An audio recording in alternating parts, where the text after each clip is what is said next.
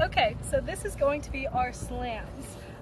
So make sure you know presents and body positioning first. That is the standard for everything, but slams sort of build off of presents, so make sure you've gotten those down first. Okay, so with our slams, we're still starting at right shoulder, and instead of going just straightening our top arm, we're going to move our top and our bottom arm, and you can see I'm sort of swinging the bottom butt of our flag over my left shoulder and bringing the front of the flag forward. And you see how my upper body, it's not staying straight. There's no way I could do this with a straight upper body. I might break myself. It's turning a little bit. So this is the end position of the flag, of a slam. So my left hand is up by my ear and my right hand is down here. The important thing about placement with a slam, you never want to hit the ground. Don't hit the ground. Make sure you stop right above it, okay? And then when you bring it back up, you just continue to swing up and back to that right position. So that's a front slam. So it looks like, I'm doing it purposely very slow for you.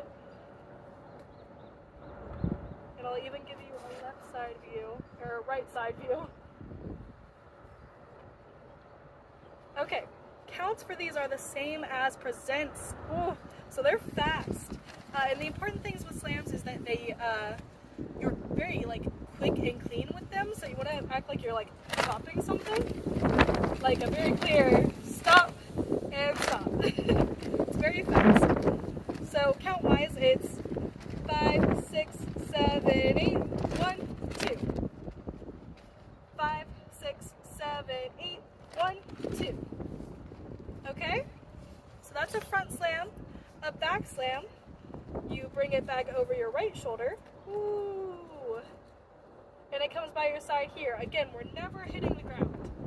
And my left hand is sort of at eye level, I would say. It's not right in front of my face. And where I'm stopping with the pole is I'm keeping it on my hip. My hand is on my hip here. That's how I tend to judge if it's gonna hit the ground or not, is it hits my hip here. My anatomy is not the same as your anatomy, so if that check doesn't work for you, that's okay. Try to find your own place. Same counts, so 5, 6, 7, 8, 1, 2. 5, 6, 7, 8, 1, 2. 5, 6, 7, 8, 1, 2. Okay? So that's your back slam. Now we have our left side slam.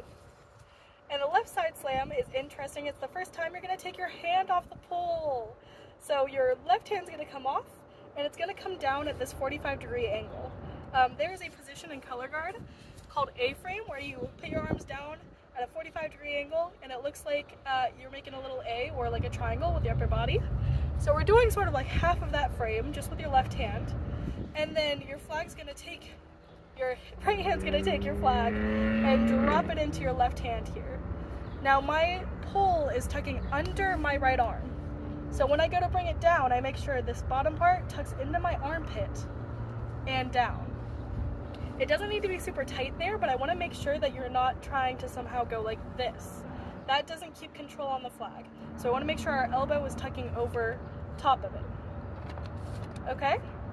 I suggest if you are bad about knowing where the position is of your body or you're just not aware of things like that, to do this with your camera facing you so you can look back and see what you're doing, or a mirror if you can even make it work, or even sometimes a window in a sunny day that's not reflecting super well.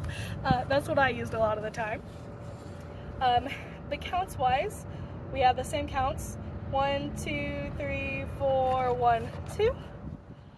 1, 2, 3, 4, 1, 2. 1, 2, 3, 4, 1, 2. Okay, it doesn't stay in this hand very long. You just want to make sure you're hitting it on 1 and back up on 2.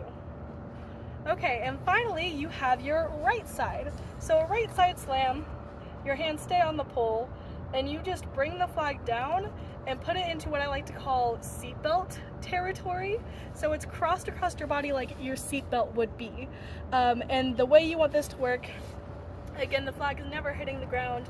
Again, I use my hip as a checkpoint for my right hand, and up here, my left hand is about like eyebrow level, I would say, and then back up. So timing wise, 1, 2, 3, 4, 1, 2, 1, 2, 3, 4, 1, 2, 1, 2, 3, 4, 1, 2. Okay? So that's your slams. Just like presents, when we do our tryout videos, we're going to try to connect them all together. I want to see how well that you can connect moves together and not really pause between them and keep the tempo going. So we're going to do them all together. They are a little fast. Try to make them sharp. Try not to hit the ground. There's a lot of things to remember. The most important thing to remember right now is, though, we haven't turned anyone away from color guard in about 3 years now. So if you're super worried, this is not the end of the world. And I am the most forgiving person because I was in your spot at one point, and so was everyone else. Okay, so we're going to do them all together. 5, 6, 5, 6, 7, 8. 1, 2, 3, 4, 5, 6, 7, 8. Just a reminder, we go front, back, left, right. Always go to your left first. 5, 6, 5, 6, 7, 8. 1, 2, 3, 4, 5, 6, 7, 8. Okay? Try your hardest to keep in control of your pull. The silk, I understand, you're not going to be able to control where this goes. The wind picks. But the pull itself, you want to make sure that you're keeping control of it as it moves. You don't want it sort of flopping all over the place. So you don't want to be like, I can't control this thing, I'm just putting energy into it. Try your hardest to start and stop at the positions that I've shown you, okay? Okay, well now you know your presents and your slams and your body position.